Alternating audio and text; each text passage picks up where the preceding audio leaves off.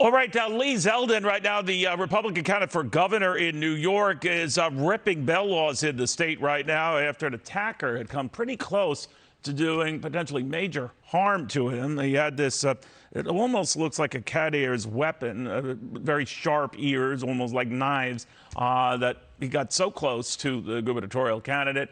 If he had plunged it in the candidate's neck, well, God knows what story we'd be reporting right now. But this has become an increasing and disturbing pattern, not only here, but in a lot of places. Jack Jupin joins us right now, the former FBI supervisory agent specializing in mass shootings, much, much more.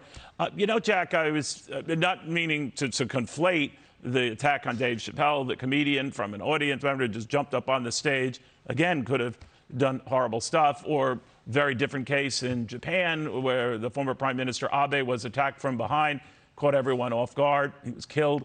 We're hearing more of these type of cases, and I'm just wondering what you make of them all. Well, good morning, Neil. The problem we're seeing here, at least in the United States, is people are feeling more and more emboldened. There are no consequences for what people's actions are. This individual who attacked the gubernatorial candidate, he was released on his own recognizance at that, within 24 hours. People committed the riots over the last year and a half, 2 years. People are not having any consequences for what's happening. Also, you have a combination of that with law enforcement is now hesitant to react, and for a good reason. Every time law enforcement seems to react, the tables are turned on them, and they become the spotlight instead of the criminal. You know, it might be just trite, Jack, for me to cite the polarizing political times in which we live as if that gives anyone a license to do what some of these incidents reveal. But you do start thinking about it, and you do start thinking, has the rhetoric gotten so heated that we might have to prepare ourselves for more of these type of incidents, whether it's going after a comedian or a politician?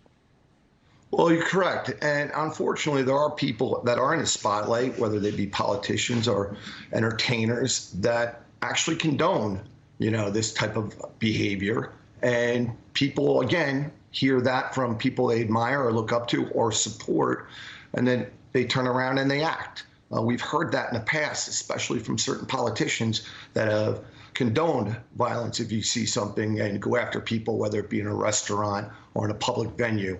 And that kind of behavior is irresponsible at least. And unfortunately, it should be criminal. Obviously at these venues, Dave Chappelle doesn't want to be kept away from audiences. Oftentimes he's running into venues that don't want him to be here because of his controversy. But you can't shield people from this sort of thing and build walls around them. Although in the case of what we saw in Zeldin, I mean, obviously with some very fast-thinking folks, including Zeldin himself, to sort of take charge of the situation. But that won't always be the case. No, it won't. And it makes the job of individuals like the Secret Service and other individuals of trying to protect people is very difficult. No, you can't build a wall around people. You're absolutely right. A lot of people opt to have protection. Security needs to be better. More alert, more aware. The fact that somebody got that close to the candidate on stage, people are dropping the ball and not paying attention at some instances, and it's really got to be beefed up in a lot of ways. And to your credit, you were looking at this as a potential problem long before some of these latest examples. Jack, thank you very much. Good seeing you.